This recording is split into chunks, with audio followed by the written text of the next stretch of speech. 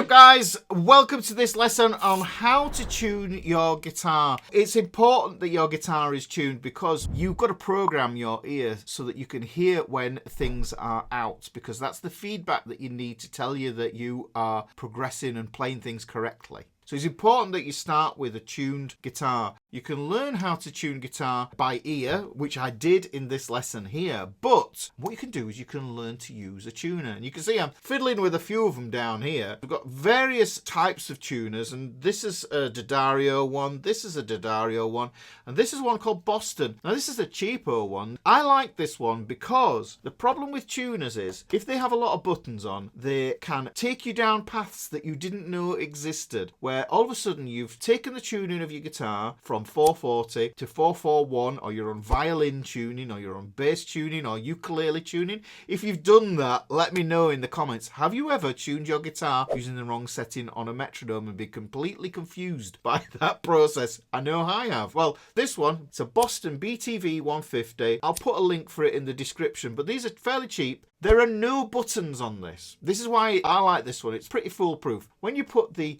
clampy bit of this tuner on the headstock of your guitar there is a switch in the foot there, and it turns it on and it illuminates. Now currently it's orange, and we want to think about this as a game. We want to get these strings to go at 12 o'clock in the tuner there. Now what happens is when you get it right, it rewards you. The panel goes green, yeah? Usually when it's green, it's good. It's kind of like traffic lights, really, when you think about it. So if I take that there, oh, can you see it just dipped into the green there? See, it went slightly green there. I'm going to tune this down a little bit. Now, when it comes to tuning up, we do what it says in the instruction. We tune up. We never tune down to the note, even if we tune precisely on the note, because it will reduce the stability of the string, because you put in slack into the post on the tuner here. So what we want to do is go below and tune up. Now, you can see with this, if I turn and then I get it in the middle, it will go green. Now it's important when you pluck the strings, don't just wallop them like that, yeah, because what will happen is the pitch of the string will go high and it will come down, and if that's the reading, you can see it just flipped slightly into the red there, yeah, and then it comes back down to pitch. Another thing is, don't repeatedly pluck the string, because the tuner can't calibrate what note it is that you're playing. It needs to listen to it, so give it plenty of chance to listen to what frequency is vibrating down the neck. It's picking it up in the foot of the clamp bit there, and then it's displaying that frequency as a note up there. So if you go like this, it's not going to be great. Yeah, it's not going to help you. So let the note ring out. Now, what I would also say is get used to your tuners here. Get used to your machine heads and have a tune and see which way it works to tune things down and up. You just change the pitch. So if I go like this, I can feel and I can hear and I can match the movement of my hand to what it sounds like. So like I say, you drop down below the pitch. Oh, I can see it's giving me a flat there as well. So make sure you watch out for that on the screen, that it says flat, or some tuners with this, it might say D sharp, which means you need to go up to an E. So this is going to be an E here, guys, because we're tuning to the way that we remember the strings, which is Eddie 8 Dynamite Good by Eddie. Or if you have another way of remembering the names of the strings, pop that in a comment below. So this is Eddie. We tune it up until we get it in the middle and it goes green. If it goes red, we've gone over, we've gone too far. You need to drop below the note and then tune up to it. So I'll just show you what that looks like.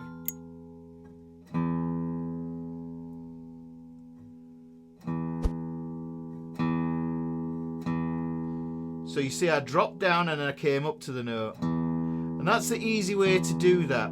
Now, something is going to happen as I go through all these strings. It depends how out of tune they are. As I do that, the tension of the strings battles against the tension of the truss rod, which is a metal rod that's in the guitar neck. And when it does that, the action of the guitar alters. It changes the arch and the bow that happens naturally in the neck there. So you may have to do this a couple of times before you absolutely get in tune. And that's especially the case if you've got new strings on, which you will probably need to stretch. So we get that E there.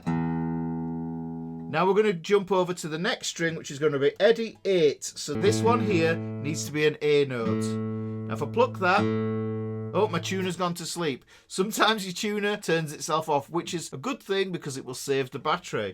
So I've got an A here. Great. Now I know that I'm on that there. So there's the A. And it just keeps on dropping below as the string gets quieter. We'll come back to that because I just want to rough tune all the way across first and then I'll fine tune after. Make sure the D is in. Okay, the D is in. It's getting on the green there.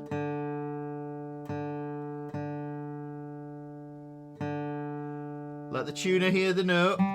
So we've gone Eddie 8 Dynamite. Good. So the G string. That G's perfectly in tune. Next string is going to be B, because this is Eddie 8 Dynamite, good, bye. There you go, it's in the green. That's all I'm interested in. Like I say, this is a coarse tuning, and then I'm going to fine tune after. And this is a thin E. Now you can see that sometimes what happens is the tuner goes a little bit sensitive, and it picked up on an F sharp there, which I did not play. I know I didn't play that.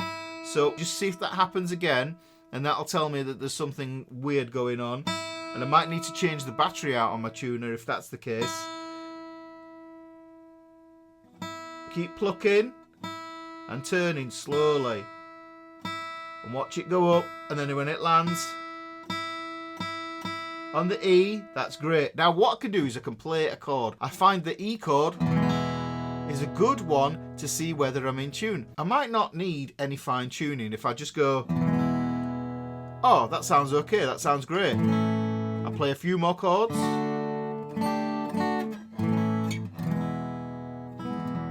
I could do with a tweak on the E string here. I can hear that that was a little bit flat, so let me just bring that up. I'll tune again, run through. Pretty stable, this D just needs a little tweak.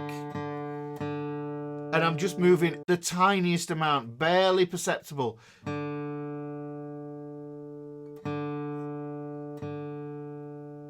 Until that's solid on there. That D, let me go back. Kept on dipping back into the flat.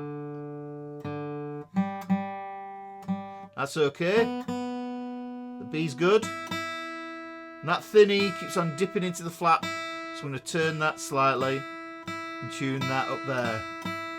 Did you see it went into the red, which means it's gone sharp? So on this tuner, it happens to be orange is in the flat, green means it's in tune, and red means you've gone too far and tightened the string up too much, so it is sharp. So let me get that, drop it below, and then tighten up to the note.